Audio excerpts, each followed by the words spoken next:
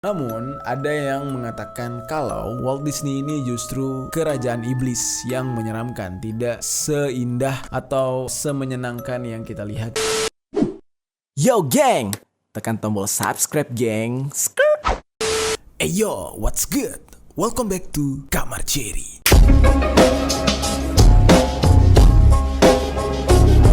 Geng, teori konspirasi. Gue sempat bikin vote di postingan community di YouTube gue, lebih milih horor konspirasi atau pembunuhan gitu ya. Ternyata banyak banget yang memilih konspirasi. Kedua, pembunuhan. Ketiga baru horor gitu ya. Oke, sesuai dengan vote tertinggi yaitu konspirasi. Jadi hari ini kita akan membahas topik tentang beberapa konspirasi dunia ini yang sangat terkenal. Teori konspirasi itu banyak banget geng pembahasannya, mulai dari teori bumi datar lah, tentang Nazi lah, bahkan di dunia seni pertunjukan itu juga banyak teori konspirasinya. Ada yang masih bingung? Dunia seni pertunjukan itu apa sih? Nah, itu kayak film, teater, musik. Nah, itu namanya dunia seni pertunjukan. Jadi kayak apa yang bisa kita tonton gitu ya. Oke, kita akan membahas satu persatu teori konspirasi tentang dunia seni pertunjukan yang sangat terkenal di dunia dan bikin heboh banget. Oke, yang pertama langsung aja kita akan membahas tentang teori konspirasi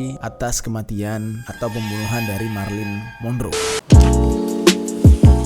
Di setiap kesempatan nih ya, gue selalu menyempatkan untuk cek TikTok. Kenapa? Seperti yang gue bilang kemarin, TikTok sudah bisa menghasilkan uang. Caranya gampang banget. Pertama, klik logo yang ada RP warna kuning, lalu buka. Setelah itu kalian klik undang. Setelah klik undang, kalian copy link TikTok. Nah, di sini kalian langsung copy link, lalu sebarkan linknya ke aplikasi apapun agar orang-orang mendownload aplikasi TikTok menggunakan link kalian. Dan juga di sini ada kode referral. Nah, jika orang-orang yang mendownload TikTok memakai kode referral kalian, maka kalian akan mendapatkan uang. Gitu, geng. Nah, di sini kalian bisa lihat ya, geng ya. Dapatkan 141.000 untuk pendaftar pertama yang Anda undang. Terus dapatkan 111.000 untuk pendaftar kedua yang Anda undang. Dan terus ada nih di sini beberapa poinnya. Kalian bakal dapatin Rp7.000 ketika teman kalian menggunakan kode referral kalian. Terus mendapatkan Rp8.000 ketika teman kalian menonton video TikTok selama 3 hari. Lalu Rp15.000 kalau dia menonton selama 7 hari. Dan paling besar nih, Rp81.000 jika teman kalian yang kalian undang menonton video TikTok selama 14 hari. Nah, ini banyak lagi nih hadiah-hadiah lainnya. Nah, di sini kalian bisa lihat ya, penghasilan gua udah lumayan banget nih, geng. Ada 3.100.800 poin yang dimana ini bisa kita tukarkan. Caranya gampang banget. Langsung klik menarik. Dan, nah di sini gue bisa menarik 10.000, 20.000, 30.000 atau bahkan keseluruhan uang gue yang ada di TikTok ini. Lalu klik tarik saldo. Dan, nah di sini kalian cukup gampang untuk mencairkan dana kalian hanya menggunakan bank account pribadi kalian atau menggunakan aplikasi lain yang bisa mentransfer uang. Jadi tunggu apa lagi, langsung aja klik link yang ada di deskripsi. Dan jangan lupa ya, gunakan kode referral gue supaya kita sama-sama saling bantu aja guys. Ya nggak sih? Let's go.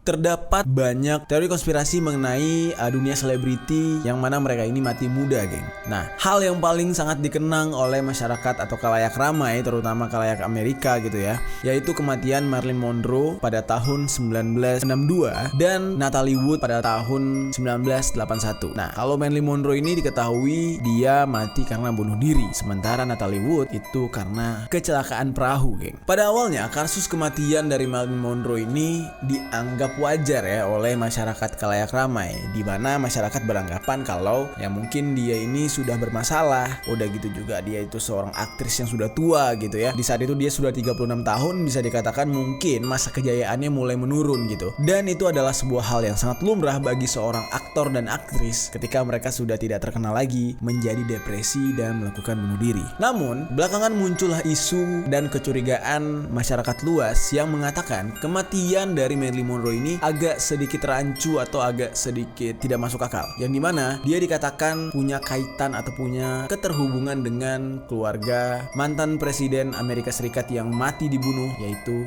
Kennedy. Mulai dari situlah teori-teori konspirasi tentang kematian Marilyn Monroe ini muncul, geng. Seiring dengan teori konspirasi matinya mantan presiden Amerika Serikat John F. Kennedy yang ditembak kan, itu aneh banget gitu ya. Itu sangat misterius gitu, penembaknya tidak diketahui siapa gitu ya, sekelas presiden insane loh.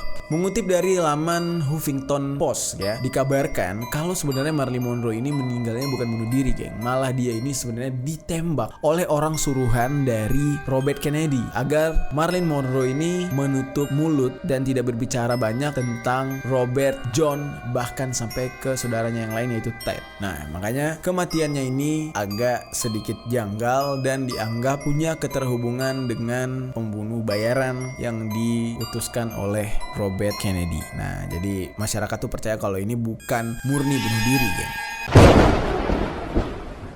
Kita lanjut ke teori konspirasi kedua. Ini datang dari seorang musisi yang bernama John Lennon. Ini lagu-lagunya banyak banget digemari oleh masyarakat di dunia ya. Bahkan bisa dikatakan itu adalah lagu sepanjang masa, geng. Nah, John Lennon dikabarkan terbunuh dan pembunuhnya itu dikendalikan oleh CIA. Ini sebenarnya bukan rahasia lagi ya. Udah menjadi rahasia umum bahwasanya kalau lo berurusan dengan CIA, pasti akan ada pembunuh bayaran yang akan mengincar. Ya kan? Salah seorang pembunuh yang sangat-sangat dibenci oleh orang di dunia, bagaimana tidak, John Lennon ini kan penggemarnya banyak gitu ya. Pembunuh si John Lennon ini adalah orang yang paling banyak dibenci di dunia dan bernama Mark Chapman, yang mana dia ini adalah penembak John Lennon pada 8 Desember 1980-an di luar apartemennya. Selain dari fakta kalau si Chapman ini telah menembak orang yang salah, ibaratkan orang yang sangat dicintai oleh khalayak ramai di dunia, ada sebuah kejanggalan gitu ya atas apa yang dilakukan Chapman ini. Salah satunya adalah Chapman ini mengaku kalau ada suara yang membisik di kepalanya yang mengatakan lakukan secara berulang kali, kayak do it gitu ya. Bukan duit tapi do it gitu, lakukan. Nah, ini semacam orang yang setelah membunuh beralasan kalau dia itu ada bisikan atau arahan untuk membunuh gitu. Ya udah sering banget sih ini. Sedangkan yang lainnya adalah salinan Catcher in the Rye yang sudah dipegangnya ketika dia menunggu polisi setelah menembak mati John Lennon, geng. Dan ada satu kalimat yang tertulis di sampul buku tersebut, yaitu ini pernyataan saya. Namun balik lagi, apa nih? Kenapa bisa dikatakan CIA ini ada keterlibatannya gitu ya dalam kematian John Lennon? Dan apa untungnya buat lembaga pemerintahan sekelas CIA untuk membunuh seorang musisi kayak John Lennon? Jawabannya cukup sederhana, yaitu karena John Lennon ini adalah seorang aktivis perdamaian, dimana diketahui kalau John Lennon ini menentang keras aksi Amerika dalam melakukan perang di El Salvador dan Vietnam. Beberapa orang juga menggambarkan kalau John Lennon ini sebagai sosialis yang tergambar di dalam lagunya yang berjudul Imagine gitu. Nah, jadi dia di dunia nyata tuh sama gitu, sama kata-kata dia yang ada di lagu Imagine gitu ya. Oke. Kita lanjut ke teori konspirasi selanjutnya, yaitu acara TV, film, dan buku yang memprediksi masa depan secara akurat nih, geng. Salah satu hal yang sangat lumrah yang kita temukan dalam sebuah produk, yaitu acara TV, film, atau buku gitu ya, itu biasanya adalah tanda-tanda atau sign-sign yang secara diam-diam ditaruh di setiap produk-produk tersebut. Nah, misalkan kayak logo mata satu gitu yang tiba-tiba ada muncul di dinding kalau di sebuah film, yang tiba-tiba kalau misalkan kita buka halaman buku ada di sudut buku kecil gitu. Nah, itu sering banget. Nah, hal itu bukan semerta-merta hanya iseng belaka, geng, tapi lebih untuk menunjukkan rencana dan keberadaan mereka. Jadi itu semacam doktrin gitu ya. Semakin sering kita melihat logo itu, semakin lumrah kita dengan keberadaannya gitu. Lalu dilansir dari artikel di halaman Ohio University, petunjuk-petunjuk ini hampir selalu berkaitan dengan simbol-simbol, angka-angka, atau logo-logo yang dapat dikenali gitu ya. Dan di sana tuh membahas tentang okultisme, Freemason, tanggal atau peristiwa tertentu gitu, dan bahkan sampai ke Illuminati, geng, pembahasannya. Hal ini biasanya dilakukan dengan banyak cara dan berbeda-beda arsitektur ya. Salah satu contohnya itu adalah di film The Simpsons. Kalau kalian lihat ya, ada salah satu episode di tahun 1997 nih ya edisinya. Itu di sana ada sebuah adegan di mana ada angka 9 yang ditaruh di sebelah gedung kembar. Secara nggak langsung ketika kita melihat itu terbaca seperti tulisan 911 911. 911 bukan soal nomor darurat doang. doang, tapi ada sebuah kejadian, yaitu penabrakan gedung WTC kembar, dimana itu sangat-sangat menyakitkan bagi Amerika Serikat dan dianggap sebagai tragedi terorisme. The Simpsons sudah memprediksi hal itu jauh sebelum kejadian penabrakan gedung kembar itu. Hal ini menjadikan orang-orang itu semakin bertanya-tanya dan was-was gitu ya. Kira-kira nextnya di film ini akan ada apa lagi? Ada prediksi apa lagi gitu ya? Karena setiap kali pemrograman prediktif mereka ini bisa dikatakan benar-benar terjadi dan kejadiannya itu mirip banget gitu. Jadi membuat kita tuh kayak trauma. Aduh, ini apa lagi ya setelah ini yang diprediksi sama dia, dan apalagi yang akan terjadi gitu, geng. Nah, begitulah konspirasi dari dunia film, acara TV, dan buku-buku yang memprediksi masa depan secara akurat.